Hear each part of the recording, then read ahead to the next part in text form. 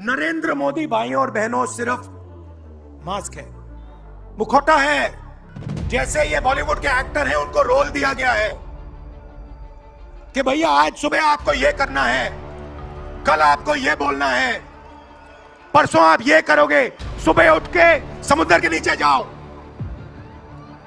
चलो सी प्लेन में उड़ो। 56 इंच की छाती नहीं है, खोखला व्यक्ति है। मीडिया में कोई नहीं। हिंदुस्तान की सबसे 200 बड़ी कंपनियों की लिस्ट निकालिए, मालिकों की लिस्ट निकालिए, गरीब जनरल कास्ट का व्यक्ति का नाम बता दो मुझे, दलित का, पिछड़े का, किसी भी गरीब व्यक्ति का नाम बता दो, किसी भी पिछड़े का नाम बता दो। 200 कंपनियों के मालिक की लिस्ट नहीं मिलेगा। 90 अफसर इस देश को चलाते हैं। मैंने सिस्टम अंदर से देखा है, मैं समझता हूं सिस्टम को, इसलिए मोदी जी मुझसे डरते हैं। मैं आपको बता रहा हूं, ईवीएम के बिना नरेंद्र मोदी चुनाव नहीं जीत सकता है। इलेक्शन कमीशन से हमने कहा कि एक काम कीजिए, विपक्ष की पार्टी को ये मशीनें दिखा दीजिए, खोल के हमें दिखा दीजिए ये कैसे चलती है, हमारे एक्सपर्ट्स को दिखा दीजिए। इलेक्शन कमीशन ने, आप लोग जीएसटी देते हो, उतनी ही जीएसटी देते हो जितना अदानी देता है। 18% शर्ट पे देते हो, उतनी वो देता है। फसल बीमा योजना देखो, 35,000 करोड़ रुपए 16 कंपनियों को जाता है। पैसा जाता है 16 कंपनियों में। और जब हमारे किसान कहते हैं ओला गिर गया, बारिश हो गई, बर्बाद हो गए, वो कहते भैया नहीं, तुम्हें मुआवजा नहीं मिलेगा। कभी कहेंगे देखो मेरा अपमान कर दिया, जैसे अभी किसी ने उनकी पत्नी के बारे में बोला।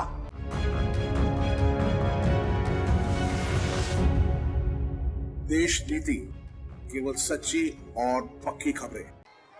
पिछले साल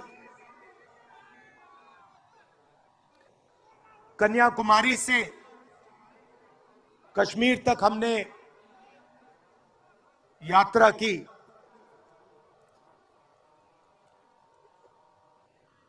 यात्रा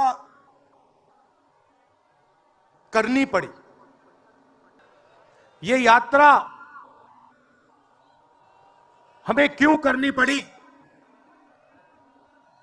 क्योंकि देश का जो कम्युनिकेशन का सिस्टम है, चाहे वो मीडिया हो, सोशल मीडिया हो, वो आज देश के हाथ में नहीं है। जनता के जो मुद्दे हैं, बेरोजगारी, हिंसा, नफरत, महंगाई, किसानों के मुद्दे, अग्निवीर के मुद्दे, जवानों के मुद्दे, वो मुद्दे आपको मीडिया में नहीं दिखाई देंगे। तो हमने ये यात्रा करनी पड़ी क्योंकि और कोई चारा नहीं था। देश के ध्यान को पकड़ने के लिए विपक्ष को 4000 किलोमीटर, और सिर्फ राहुल गांधी नहीं चला, यह गलतफहमी में मत रहिए कि ये राहुल गांधी चला है। सब पार्टियों के, सब विपक्ष के पार्टियों के लोग चले, सब नेता आए, हिंदुस्तान का पूरा विपक्ष इन यात्राओं में शामिल हुआ। शरद पवार जी आए, उद्धव जी आए, तेजस्वी आए। सोशल मीडिया में भी आप गलतफहमी में मत रहिए। किसी ने कहा कि सोशल मीडिया एक रास्ता है, सोशल मीडिया रास्ता नहीं है, उस पर भी कंट्रोल है। अमेरिका की कंपनियों पे दबाव है, तो काफी डिस्कशन होता है कि हम बीजेपी से लड़ रहे हैं। लोग सोचते हैं कि हम सब एक राजनीतिक दल के खिलाफ लड़ रहे हैं। देश भी सोचता है कि ये जो नेता स्टेज पे बैठे हैं, अलग अलग पॉलिटिकल पार्टी से हैं, ये एक राजनीतिक पार्टी से लड़ रहे हैं। ये सच नहीं है, ये गलत है। हम राजनीतिक पार्टी से नहीं लड़ रहे हैं, और ये समझने की जरूरत है। हिंदुस्तान के युवाओं को यह बात समझनी होगी। कोई और कहता है ये सब लोग एक व्यक्ति के खिलाफ लड़ रहे हैं, नरेंद्र मोदी के खिलाफ लड़ रहे हैं। नहीं, हम एक व्यक्ति के खिलाफ भी नहीं लड़ रहे हैं। ना हम बीजेपी के खिलाफ लड़ रहे हैं, ना हम एक व्यक्ति के खिलाफ लड़ रहे हैं। एक व्यक्ति को चेहरा बनाकर ऊपर डाल रखा है। हिंदू धर्म में शक्ति शब्द होता है। हम शक्ति से लड़ रहे हैं, एक शक्ति से लड़ रहे हैं। अब सवाल उठता है वो शक्ति क्या है? जैसे किसी ने यहां कहा राजा की आत्मा ईवीएम में है। सही है, सही है, राजा की आत्मा ईवीएम में है, हिंदुस्तान की हर संस्था में है, ईडी में है, सीबीआई में है, इनकम टैक्स डिपार्टमेंट में है। एक वरिष्ठ नेता, नाम नहीं लेना चाहता हूं, इसी प्रदेश के एक वरिष्ठ नेता कांग्रेस पार्टी को छोड़ते हैं और रो के कहते हैं, मेरी मां से रो के कहते हैं कि सोनिया जी मुझे शर्म आ रही है, मेरे में इन लोगों से, इस शक्ति से डरने लड़ने की हिम्मत नहीं है, मैं जेल नहीं जाना चाहता हूं। और ये एक नहीं है, ऐसे हजारों लोग डराए गए हैं। क्या आप सोचते हो शिवसेना के लोग, एनसी के लोग ऐसे ही चले गए? नहीं, जिस शक्ति की मैं बात कर रहा हूं, उन्होंने उनका गला पकड़कर उनको बीजेपी की ओर किया है और वो सब डर के गए हैं। 4000 किलोमीटर चला, उसके बाद 6000 किलोमीटर मणिपुर से महाराष्ट्र, मुंबई, धारावी। क्या मैंने देखा, क्या सुना, मैं आपको समझा नहीं सकता, शब्दों में नहीं बता सकता। मैं आपको बोल रहा हूं तो बात याद आई, मेरे पास एक युवा आता है, जीप पर कूदता है, सिक्योरिटी वाले उसको मारते हैं, दबाकर मारते हैं, तब भी वो आता है, हाथ पकड़ता है, आंख में आंसू, मुझे कहता है राहुल जी मैंने 3 साल हर रोज सुबह रनिंग की, पुलअप्स की, पुशअप की, दंड बैठक, सब कुछ मैंने किया। मेरे दिल में देशभक्ति थी। मैं चाहता था कि मैं लद्दाख में जाकर, ठंड में जाकर, ठंड में कांपूं, देश के दुश्मनों के सामने कांपूं, और एक दिन अगर मौका बने तो उनकी गोली भी खाऊं। यह मैंने सोचा था। राहुल जी अग्निवीर लागू कर दिया। मेरे देश ने मुझे धोखा दिया है। नहीं, तुम्हारे देश ने तुम्हें धोखा नहीं दिया, तुम्हारी सेना ने तुम्हें धोखा नहीं दिया, उसी शक्ति ने तुम्हें धोखा दिया है। नरेंद्र मोदी भाइयों और बहनों सिर्फ मास्क है, मुखौटा है। जैसे ये बॉलीवुड के एक्टर हैं, उनको रोल दिया गया है कि भैया आज सुबह आपको ये करना है, कल आपको ये बोलना है, परसों आप ये करोगे, सुबह उठ के समुद्र के नीचे जाओ, चलो सी प्लेन में उड़ो। 56 इंच की छाती नहीं है, खोखला व्यक्ति है। धारावी को देखिए आप। मुझसे पूछा गया कि ये जो यात्रा होगी कहां से कहां होगी।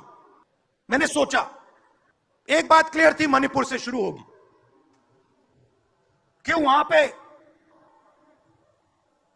इसी शक्ति ने सिविल वॉर का माहौल बना रखा है। भाई भाई को मार रहा है, गोली मार रहे हैं, तो शुरुआत तो वहां से होगी। और फिर मैंने सोचा, अगर हिंदुस्तान को नया विजन देना है तो यात्रा धारावी में खत्म होगी। यह हुनर का कैपिटल है, हिंदुस्तान के टैलेंट का, स्किल का, हुनर का कैपिटल है। और इनको यहीं से, मुंबई से, इनके घरों से वही शक्ति इनको उठाकर बाहर फेंक रही है।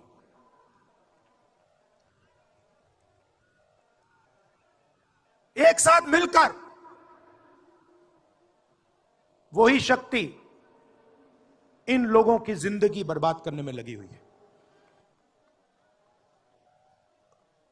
मैं आपको स्टेज से बता रहा हूं, चाइना में एक शहर है,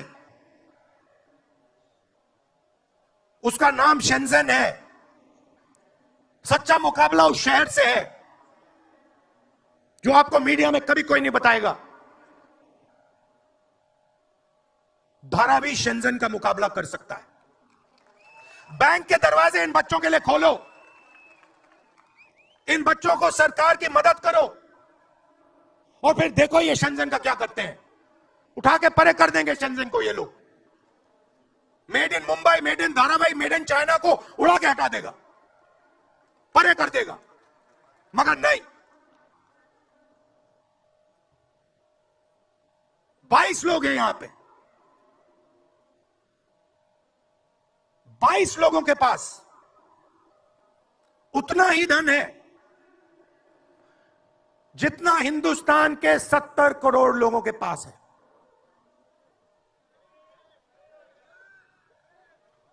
हिंदुस्तान में इंटरनेशनल एयरपोर्ट खुलवाने के लिए साल लग जाते हैं। 10 दिन में शादी के लिए इंटरनेशनल एयरपोर्ट खुल जाता है। वो ठीक है, कोई बड़ी बात नहीं है। अगर 10 दिन में शादी के लिए खुल जाता है, वो ठीक है, करना है करो। मगर बाकी हिंदुस्तान में भी तो खोलो, बाकी प्रदेशों में खोलो। इन्होंने क्या गलती की है? 50% हिंदुस्तान की आबादी पिछड़े वर्ग की है, 15% दलित, 8% आदिवासी, 15% माइनॉरिटी, 5%, 7% गरीब जनरल कास्ट के लोग। मीडिया के मालिकों की लिस्ट निकालिए, नाम दिखा दीजिए मुझे। दलित का नाम दिखा दो, आदिवासी का नाम दिखा दो, पिछड़ा का नाम दिखा दो लिस्ट में। एक नहीं मिलेगा आपको। मैं ढूंढ रहा हूं, महीनों से ढूंढ रहा हूं। इनकी गलती नहीं है बेचारों की। जैसे मोदी जी मुखौटे हैं, जैसे उनका रिमोट कंट्रोल इनका भी है। मीडिया में कोई नहीं। हिंदुस्तान की सबसे 200 बड़ी कंपनियों की लिस्ट निकालिए, मालिकों की लिस्ट निकालिए। गरीब जनरल कास्ट का व्यक्ति का नाम बता दो मुझे, दलित का, पिछड़े का, किसी भी गरीब व्यक्ति का नाम बता दो, किसी भी पिछड़े का नाम बता दो 200 कंपनियों के मालिक की लिस्ट में। नहीं मिलेगा। 90 अफसर इस देश को चलाते हैं। मैंने सिस्टम अंदर से देखा है, मैं समझता हूं सिस्टम को, इसलिए मोदी जी मुझसे डरते हैं। सब कुछ देखा है मैंने, सब समझता हूं। मैं अंदर बैठता था उसमें, सालों में अंदर बैठा हूं। कोई नहीं छुप सकता मुझसे, और मुझे दबा भी नहीं सकते। मोदी जी को दबा सकते हैं। तो 90 लोग हैं, उसमें 3 पिछड़े हैं, 3 दलित, 1 आदिवासी। फर्स्ट जनरेशन गरीब जनरल कास्ट का मुझे दिखा दो, उसमें 1 नहीं मिलेगा। बजट में 100 रुपए खर्च होते हैं, पिछड़े, दलित, आदिवासी सबको मिला दो, 6 रुपए का निर्णय लेते हैं। पॉलिसी कहां बनती है? पॉलिसी ये 90 लोग बनाते हैं, उसमें 200-300 और जोड़ दो।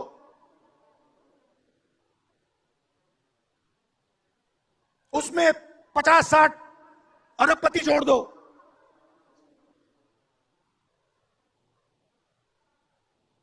ये है सच्ची शक्ति जो हिंदुस्तान को चला रहा है। और इससे आप कोई नहीं बचेगा, आप में से कोई नहीं बचने वाला। यहां किसी ने ईवीएम की बात की, मैं आपको बता रहा हूं, ईवीएम के बिना नरेंद्र मोदी चुनाव नहीं जीत सकता है। इलेक्शन कमीशन से हमने कहा कि एक काम कीजिए, विपक्ष की पार्टी को ये मशीनें दिखा दीजिए, खोल के हमें दिखा दीजिए ये कैसे चलती है, हमारे एक्सपर्ट्स को दिखा दीजिए। इलेक्शन कमीशन नहीं दिखाता। फिर हमने कहा देखिए, इसमें से कागज निकलता है,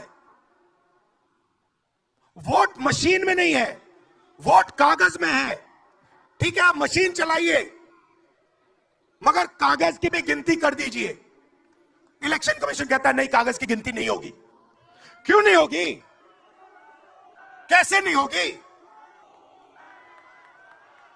सिस्टम नहीं चाहता कि ईवीएम की गिनती हो जाए। क्यों? क्योंकि यह सिस्टम आपके धन को चोरी करने का सिस्टम है। ये आप लोग जीएसटी देते हो, उतनी ही जीएसटी देते हो जितना अदानी देता है। 18% शर्ट पे देते हो, उतनी वो देता है। उसकी आमदनी लाखों करोड़ रुपए, आपकी 50,000 रुपए। और फिर देखो पैसा कहां जाता है। कोई भी स्कीम देख लो,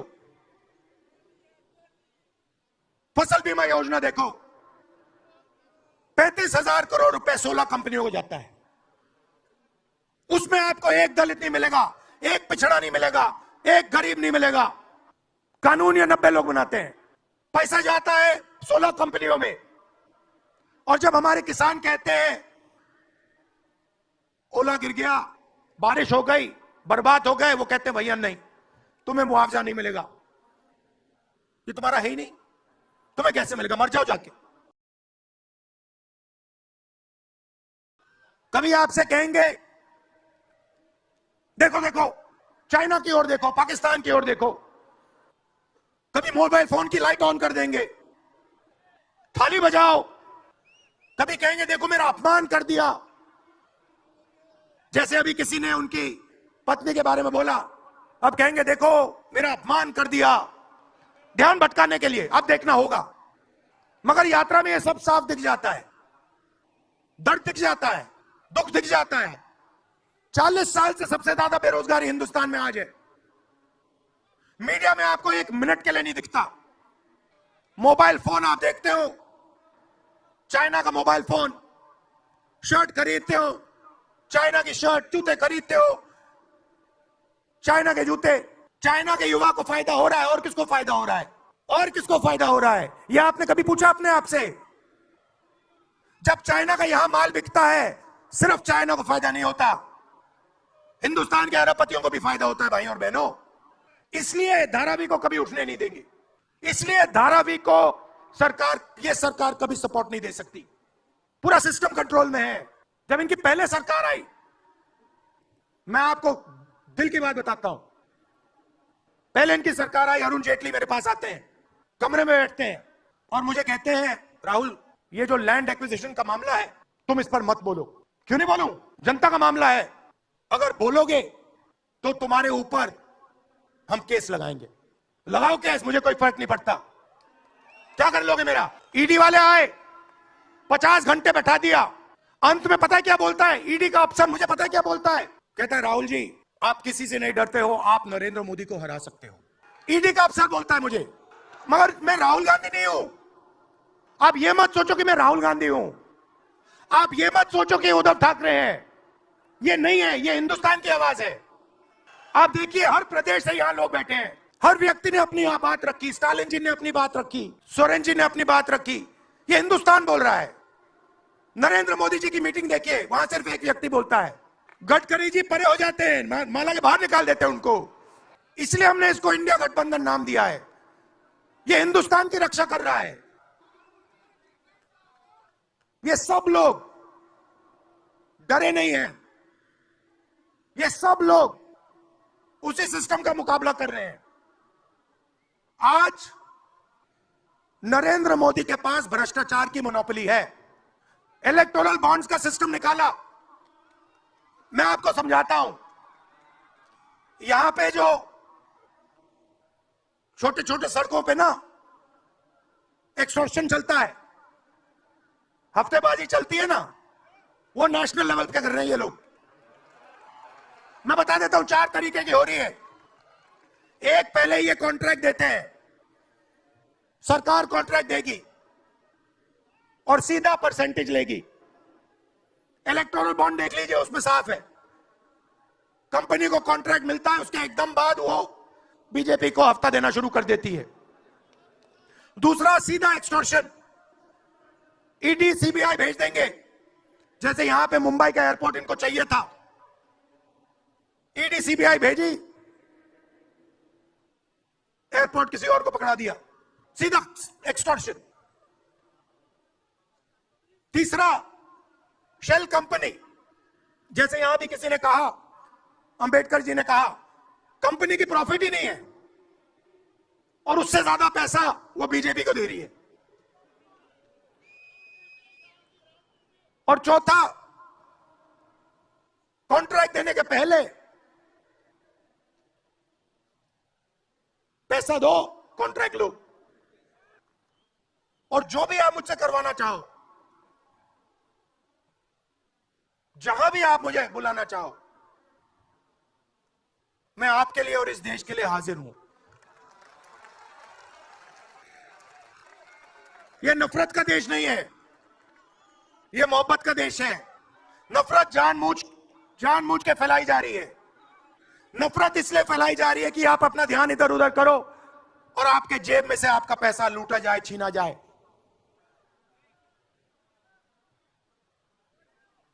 तो नफरत को नहीं फैलने दो।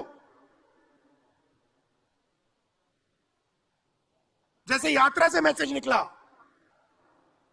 हिंदुस्तान के दिल से मैसेज निकला, नफरत के बाजार में मोहब्बत की दुकान खोलो। ये हमारे सब महापुरुषों ने कहा है। गांधी जी ने कहा,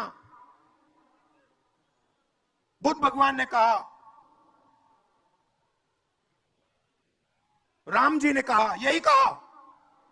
अगर राम का, बुद्धा का एक ही मैसेज है, नफरत के बाजार में मोहब्बत की दुकान खोलो। धन्यवाद।